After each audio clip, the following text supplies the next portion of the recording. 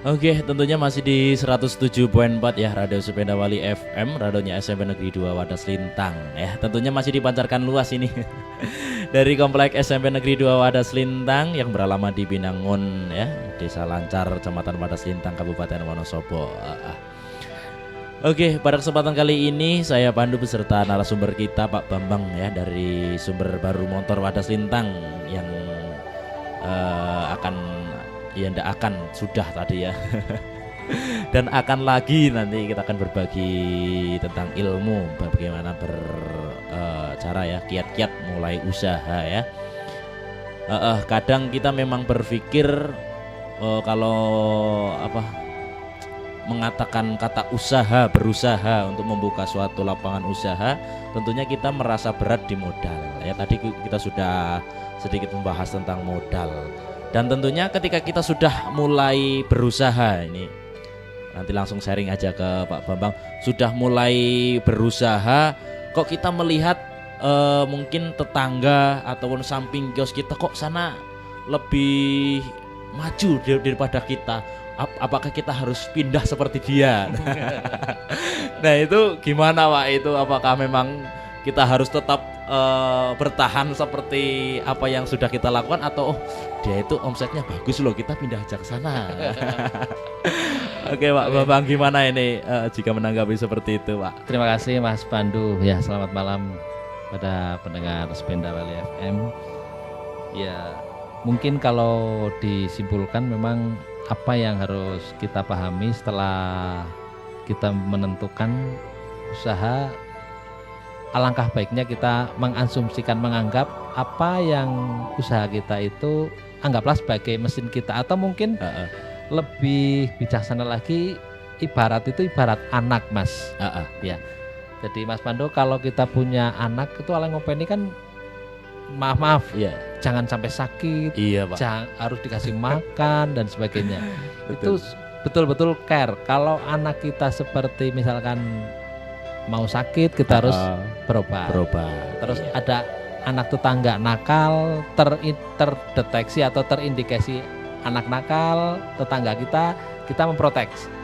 Kita harus lindungi usaha kita. Ya, ini yang harus betul-betul kita hati-hati. Tapi jangan khawatir Mas Pandu, bahwa semua ini memang tidak ada juklak-juknisnya Mas Pandu. Iya, coba Mas Pandu tanya aja sekarang, maaf kalau yang sudah punya misalkan supermarket. Iya. Tanya kalau tidak percaya Mas Pandu, Pak yang sudah punya supermarket, ngapunten saya tak minta penjelasan tentang juknis dan juklaknya, bagaimana mempertahankan supermarket jenengan. Mereka pun nggak bisa jawab Pak.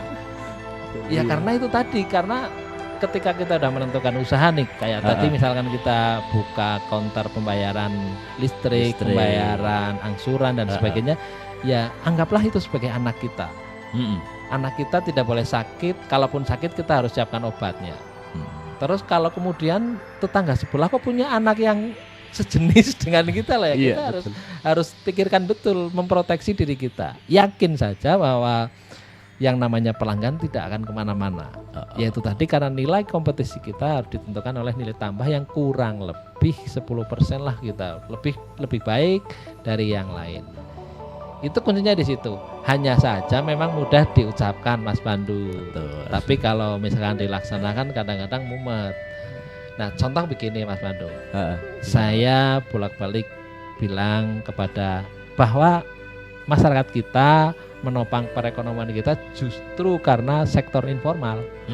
Artinya berusaha warungan, berusaha misalkan tadi sampaikan jual bucu, jual dawet ireng dan sebagainya. Kalau dilihat omsetnya kan sebetulnya kalau dikoordinir kemudian kita didik mereka, mungkin omsetnya lama-lama bisa naik.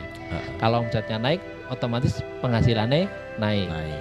Nah, karena maaf penghasilan kadang-kadang stagnan malah menurun, kemudian basic karakter manusiawinya itu muncul. Iya. Walah, hari ini aku malah sepi banget. Terus dihitung nanti Mas Pandu, ini hari wage dan sebagainya. Wah, aku naik wage misalkan tuh jualan, naik enggak wage enggak. Pertanyaannya, apa kalau enggak wage kita enggak makan?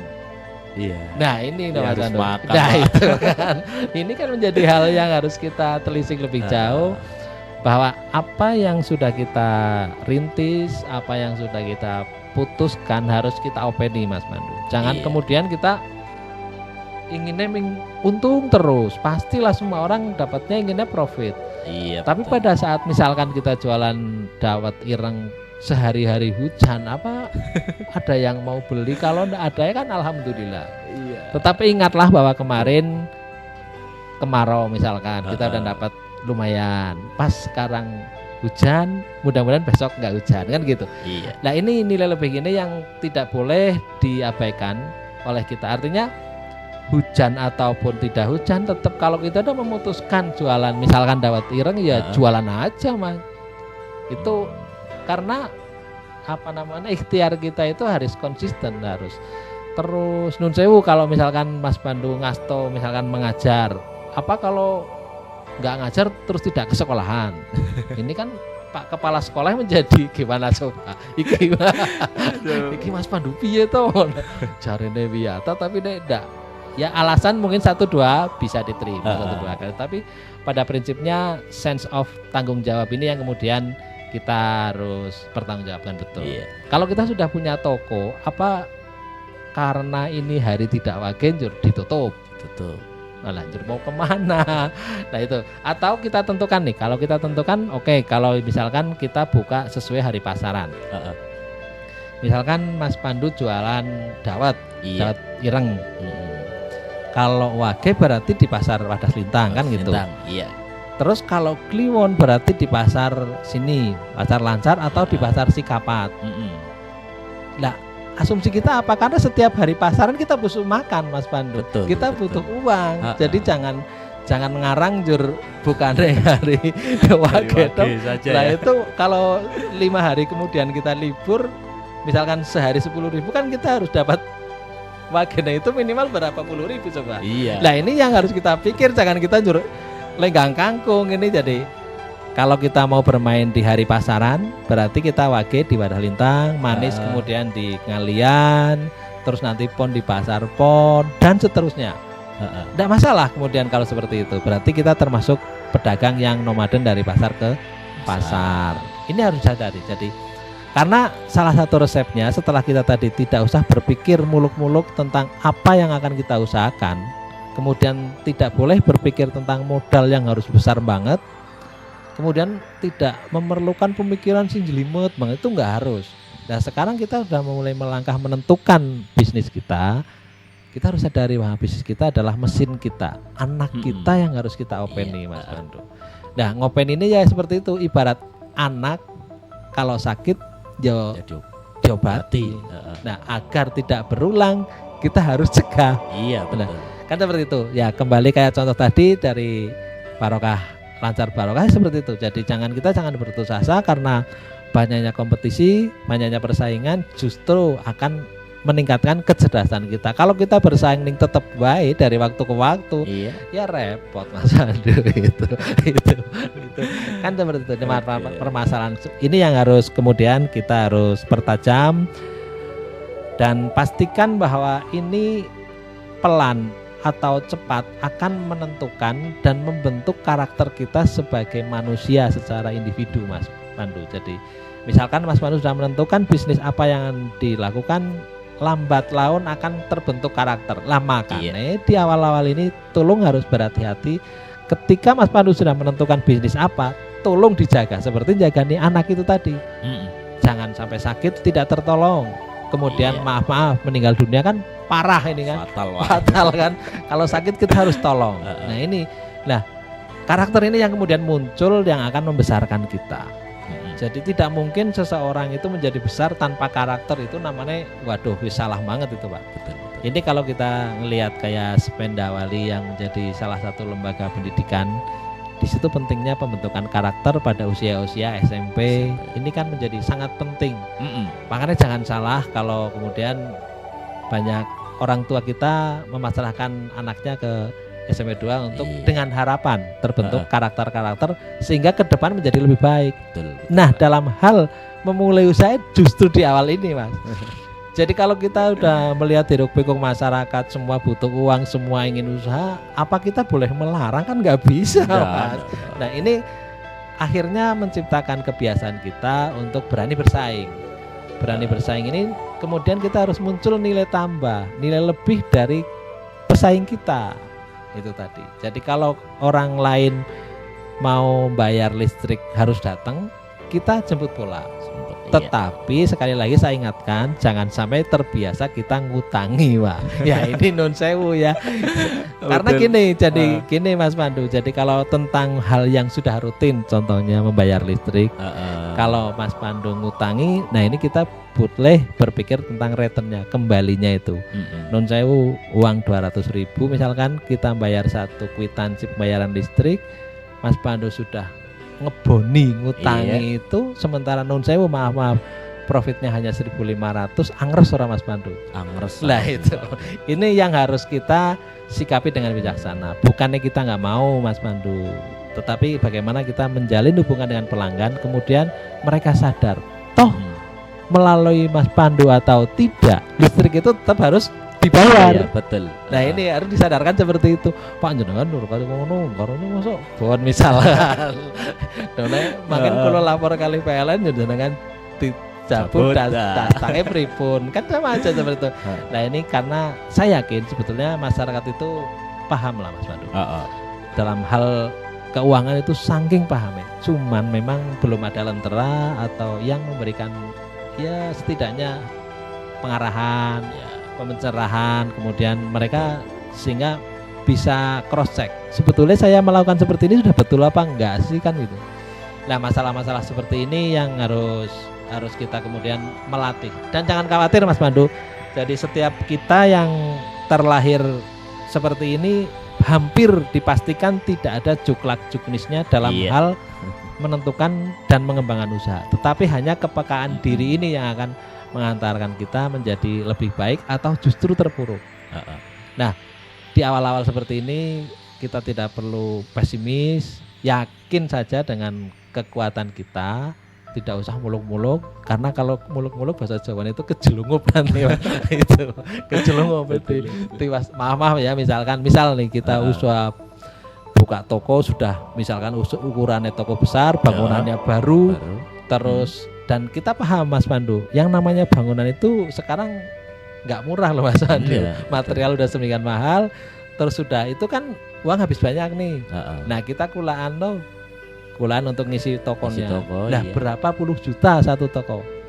Nah kita berpikir sampai ke situ. Jadi jangan gegabah mengambil keputusan kalau sekiranya tidak berpikir jauh ke depan. Kira-kira saya bisa nggak menjaga keselamatan anak yang saya lahirkan? Tapi nggak usah khawatir. Jadi mesti kita bisa kok. Mesti kita bisa. Cuma harus ada trik. Yaitu tadi cuman ini nggak bisa dijelaskan detail gini-gini. Ora iso Mas Pandu. Karena ini kasus banget. Kasus sekali. Jadi contoh ada pedagang bensin yang laris banget. Tapi di sisi lain ada yang tidak laris. Tapi sama-sama laku Mas. Itu ada yang sehari 10 liter, ada yang cuma 5 liter. Apa kita mau menyalahkan kan enggak gitu. Nah, itu contoh banyak sekali hal-hal yang harus kita cermati. Cuma kurang lebih seperti inilah hati. Jadi sekali lagi saya sampaikan kepada para pendengar Sependa Wali, kita tidak usah berpikir muluk-muluk. Artinya kita tidak perlu berpikir tentang kemampuan seperti apa untuk memulai usaha, tapi justru kepekaan. Kemudian modalnya mau dulu kan nggak mungkin kita nggak punya uang. Terus kalau memang butuh modal besar, toh kita banyak lembaga keuangan. Iya, gitu Mas Pandu. Kemudian setelah kita punya settingan usahanya itu, tolong diopeni seperti anak kita Mas. Jangan sampai tewas, jangan sampai sakit. Nah ini mudah-mudahan cukup ya Mas. Cukup mungkin Pak. Mudah-mudahan pertemuan pada malam ini kita bisa mulai ya setidaknya membantu untuk berpikir lebih posisinya frekuensi itu tepat ya, sehingga tidak ada kresek-kresek gitu loh. Jadi kalau kita memang memulai usaha, pastikan memulai usaha dan kita harus sanggup mengelola anak yang kita lahirkan. Jangan sampai terjadi sesuatu yang tidak kita inginkan. Toh semua akan kembali ke kita. Gitu. terima kasih. Ditutup. Iya. Terima kasih Cukup, pertemuan Pak. malam ini. Saya Pak Bambang Prastowo dari Sumber Baru Motor. Banyak kekurangan tentunya di sana sini, tidak lebih. Saya juga mohon maaf dan terima kasih sekali waktu yang diberikan kami, Oke, Mas Pak. Pandu. Iya. Monggo. Selamat malam. Oke, terima kasih Pak Bambang ya yang tadi sudah sedikit berbagi pengalamannya, berbagi ilmu ya pada season kali ini. Ya pada intinya simpulan yang lebih mendalam itu sebuah usaha yang akan kita lakukan itu ibarat seorang anak ya. Bagaimana kita bisa memelihara anak tersebut supaya kedepannya itu akan lebih meyakinkan ya suatu kehidupan kita nanti di depan ya. Oke, itu ya dari Pak Bambang narasumber kita pada malam hari ini. Dan mungkin nanti dilanjut ya, tidak hanya pada malam ini, nanti dengan tema-tema yang lain kita akan lebih mendalam lagi ya bagaimana cara atau kiat-kiat berusaha dalam membuka lapangan usaha. Begitu.